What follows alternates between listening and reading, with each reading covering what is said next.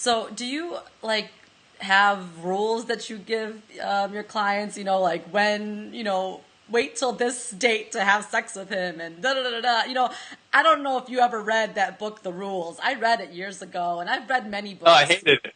And it's like I've Hated read it. so many of these books, and some are really great and they kind of empower women, and Yeah. some make you feel like, what the heck? Can't I just be myself and just follow my heart? Like, Right. do I have to Right. follow all these little things? It's like, oh. And look, if you want to read books, I'm big on books that will foster your self growth. If you learn to love yourself well, then you will be inviting other people to love you well.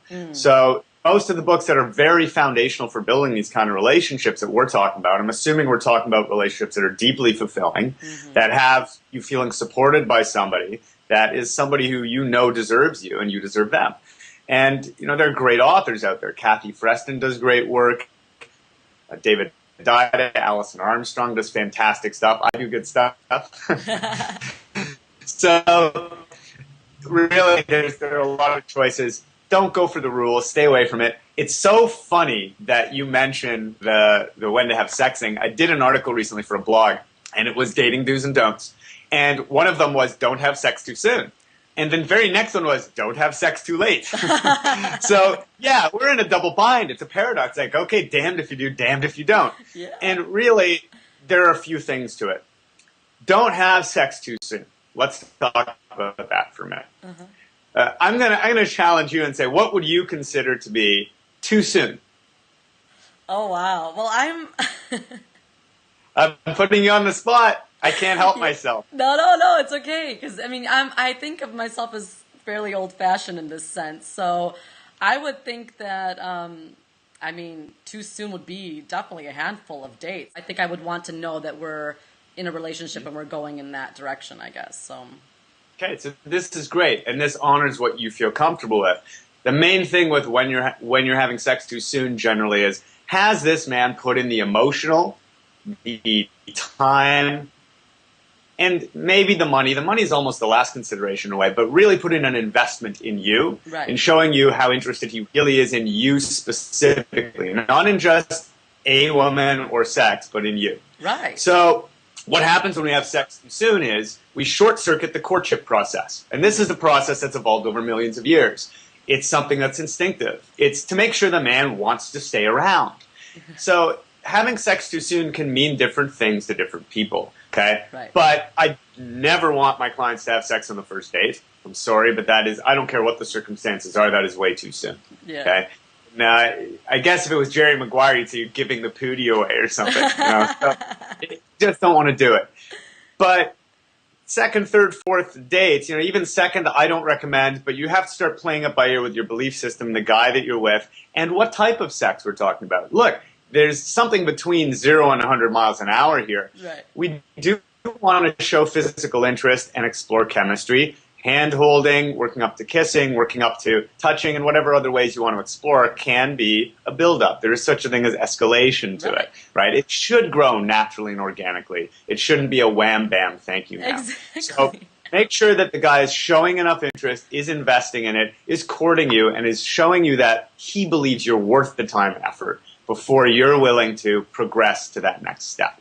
Right. That's having sex too early. Now, having sex too late is a whole other discussion. I don't know if you want to get into that. Well, it's up to you.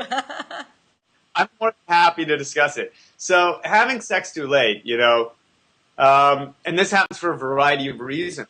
I've seen ladies who've been burned once too often with guys who have sex and then run, so they're like, forget it. I'm going to do the opposite now. And they'll actually wait beyond where they internally and emotionally feel it's okay to do it. Now they have a program, a story about as soon as I have sex, it will end the relationship. And that's not always true. We really have to be careful what stories and beliefs we're telling ourselves and see if the story that served us as true in one situation isn't being misapplied to the wrong situation now. Really look at our reality and see if our assumptions are out of line with it. Too many women wait because they have faulty beliefs about what the sex will do to this relationship. Okay. You've got to assess each one differently. I just love to honor the fact that I think life happens in real time. These things are organic and spontaneous. Having a set of rules and plans and rigid templates for it just doesn't work for me. We are instinctive creatures. We kind of know when it feels right to move forward.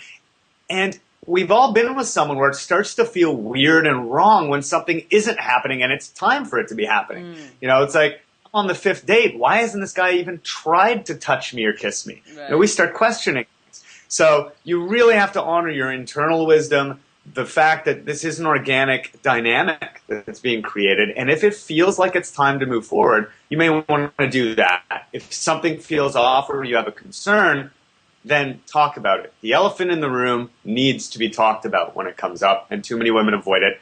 Maybe we'll get into it later, but one of the big ones is, how do I have the talk about let's get serious instead of just dating? So that's another elephant women avoid, and the guys rarely bring it up first. In terms of when you're going to sleep together, we've seen how that discussion is sort of up to what feels right. It's kind of similar with when to have the talk about becoming exclusive. Too soon will scare a person off, of course. Always look at, if you're trying to get into a relationship and people tend to react like it's too soon or you're scaring them off, are you trying to meet a need for certainty? Yeah. Quite often, if we don't feel like the rest of our life has enough certainty in it, we want to create a massive amount of stability through our relationships. And we can be in a real hurry to do it. And it's a selfish need we're trying to meet in our own life, which doesn't respect the dynamic of where the other person's at with us. Right. These things have to be about where we are, not what I need, right? It's good to know what you need, and then you have to meet the other person in terms of where they are. So if you're rushing into, hey, we need to commit, it's like, do we or do you need Right. at this point? So look at your intentions behind the commitment and why you really want it that soon. You can also wait too long. Quite often, if women don't feel deserving at some level, they'll, for lack of a better word, put up with a man's crap for way too long and allow the guy to do whatever he wants. You know, sometimes even in exclusive relationships, they'll allow him to be out all night and not tell her where he was, and things like this that can be problems. Right. So there is a sweet spot where you say, you know what, for my self-respect, I feel like it's time for me to deserve your full commitment because I've started to commit fully. The way I feel, I don't want to date anyone else. Right.